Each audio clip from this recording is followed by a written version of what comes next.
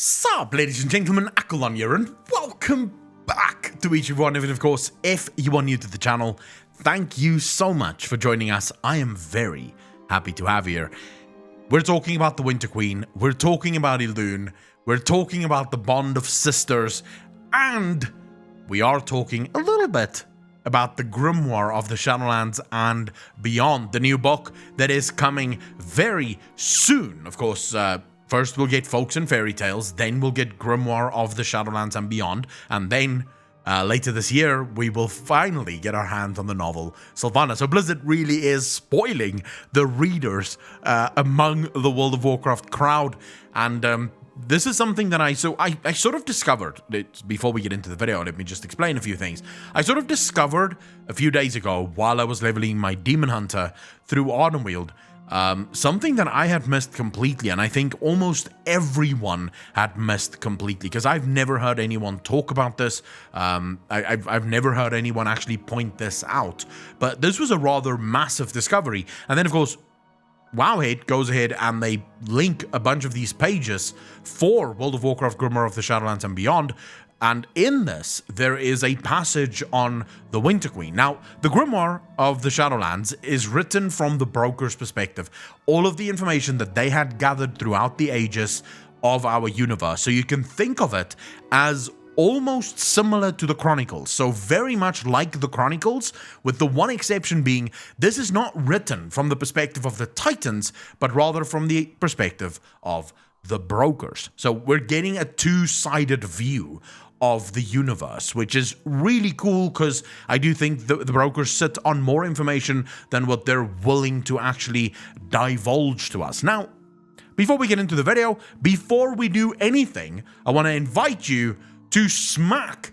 the like button, not the Winterqueen. Can't spank her, she's gonna fuck you up. But you can spank the like button. You can turn that little white finger blue, and that will of course help with the algorithm. It will show my videos to more people, but it will also help you. I don't know how it's gonna help you, but it will. For all the people that want an absolute overload of lore and speculation, join me over on Twitch every Tuesday to Friday. Or for behind-the-scenes footage, a podcast, everything that you can hope for, you can join me over on Patreon. The link is also in the description down below. With all of that said, let's jump into the video. So up here again, how you doing, ladies and gentlemen? Okay, so we're gonna start with this passage. This is, of course, from the Grimoire of the Shadowlands. It is on the UK listing of it, and hopefully you guys can read, but if you can't, I'll make it a little bit bigger. So, Winterqueen. Ardenweald's function supports our theories that the first ones crafted the underlying framework for the cosmic forces of our universe, one that would facilitate an endless cycle of death and life. This is quite big, but you'll understand in a moment, which they made central in their creation. Now, obviously, the brokers have been traveling the entire universe. They've been going literally from planet to planet, from dimension to dimension, collecting evidence. And the book does actually describe how they try and get into the Shadowlands, but I'm going to make an entirely separate video on the book and sort of discussing some of the things within the book. For now, all you have to know is the brokers have gathered so much information that they've been able to hypothesize on the existence of the universe and how the first ones made the universe.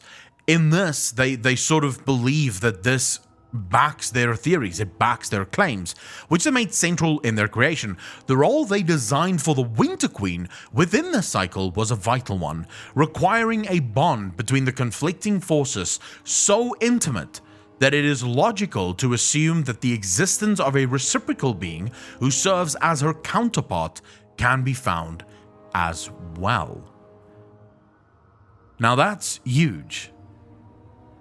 Because, yes, if this is true, if the brokers are onto something here, the Winterqueen and Elune, as we now know that is her sister, they were so core and central to the story of the first ones, to what the first ones wanted to do with the universe, where the endless cycle would never cease. Thereby, everything that dies will again become life. It will again be born anew.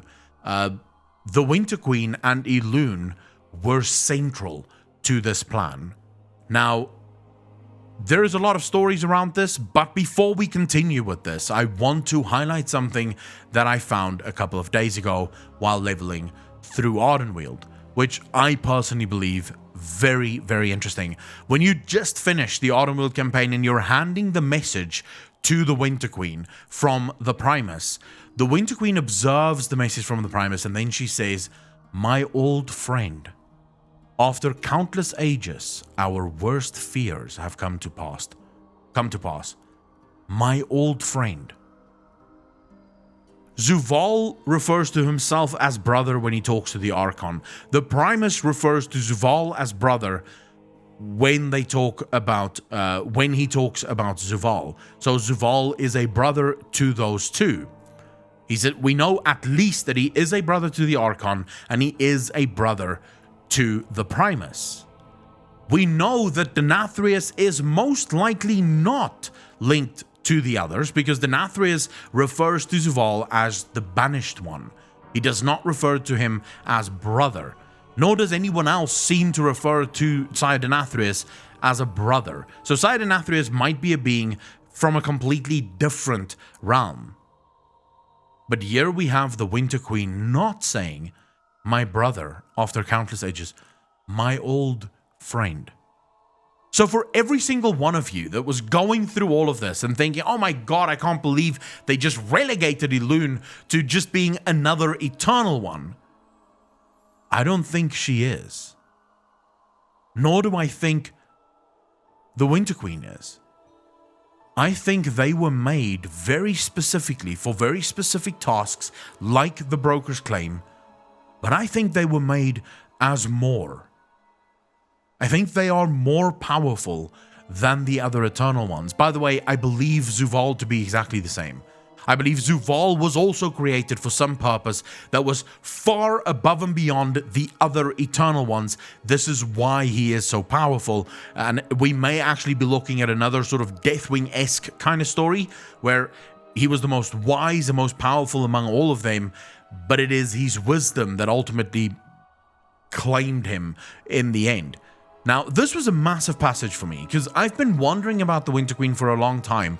It also seems like her realm is run very differently to any of the other realms. None of the other realms follow the same sort of leadership structure, and the beings within Ardenweald seem to worship the Winterqueen.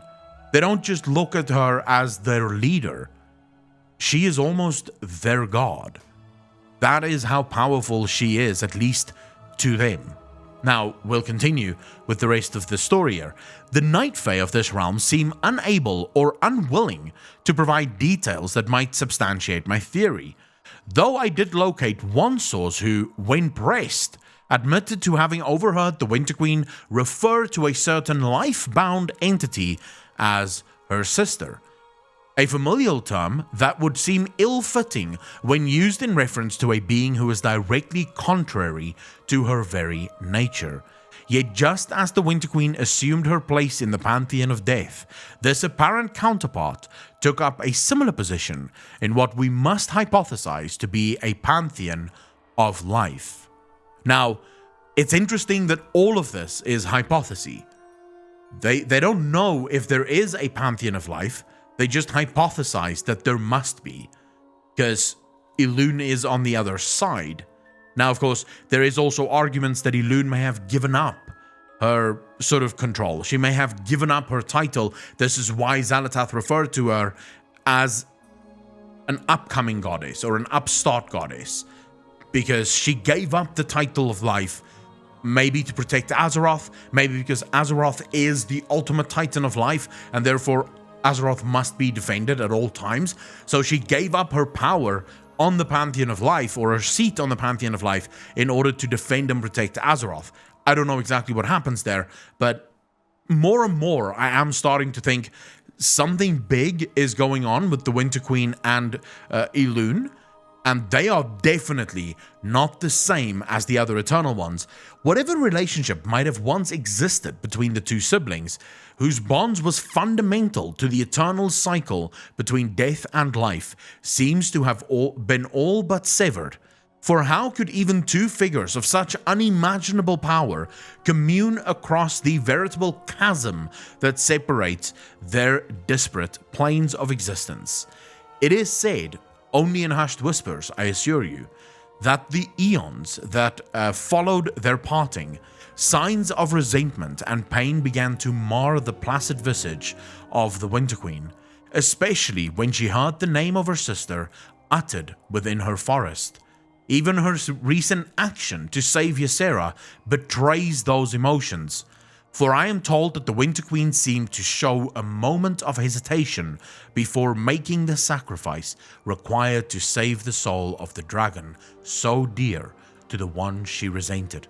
Yet it must be said that the truth of these matters exists solely within the Winterqueen herself, and to ask the inscrutable Eternal One for answers would be a fool's errand indeed. Now, to me, this is very interesting. This sort of breaks my brain. But I have another video coming up very shortly that will be diving into why I think Elune, first and foremost, left the Shadowlands, or most likely left the Pantheon of Life. And this actually just offers so much more possibility than I could ever have imagined. I can't wait to get my hands on this book, by the way. I think this book is going to break a lot of people's brains around things that we sort of assumed was there and then they weren't. Now, I want to be clear on this. A lot of this is speculation, obviously. The Winterqueen could have referred to the Primus as old friend just because they're not actually related. I don't think Zuval is the physical brother of the Archon or of the Primus. I just think that they at one time stood together. So they stood together as brothers. And it might be that the Winterqueen never shared that bond. She never stood beside them. She had a different role, a different job within the universe, and she was adamant that this is the only job that she needs to do, and that she cannot split her focus into a bunch of other jobs or into helping the other Eternal Ones. All of that remains to be seen, remains to be discussed, remains to be revealed to us. But I want to hear your theories in the comment section down below. What do you guys think? Yay, nay? Where do you fall on this entire Elune / Winterqueen theory? Are you with me, against me? Let me know in the comment section down below. Remember to spank that little like button, hit the subscribe button, and smash the bell for more content like this. And then, of course, all of the patrons, the Twitch subs, and the YouTube channel members, thank you so much for your monthly contributions. It does mean the world to me. Thanks to you guys, this channel is still growing, and it's growing stronger every single day. I quite literally wouldn't be here without you, so I want to thank you from the bottom of my heart. Guys, always, my name is Akalon, and I will see you in the next one. Peace out, fam.